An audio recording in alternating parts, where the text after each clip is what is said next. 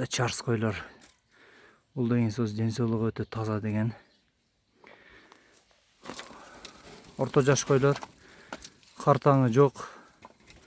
Дагы 4-5 жыл муңбай козу бере турган койлор. Таза кисарлар ушулар. Кандар таза. Бир жол кылымдардан бери каны сиңип калган койлордун туугандар. Баскандарынан эле билсеңиздер болот, өтө тең. Мынакей бирден көрсөткөнгө аракет кылайын.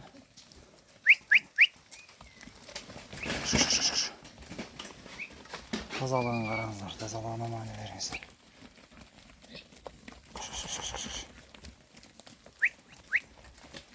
Haydi.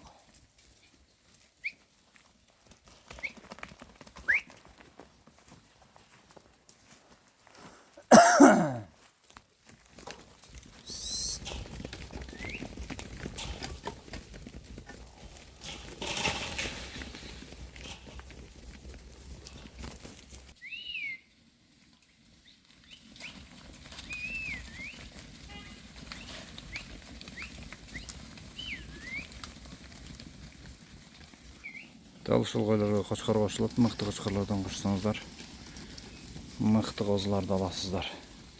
Оору сыркоодон оолак, чыдамкай, чың койлор болот.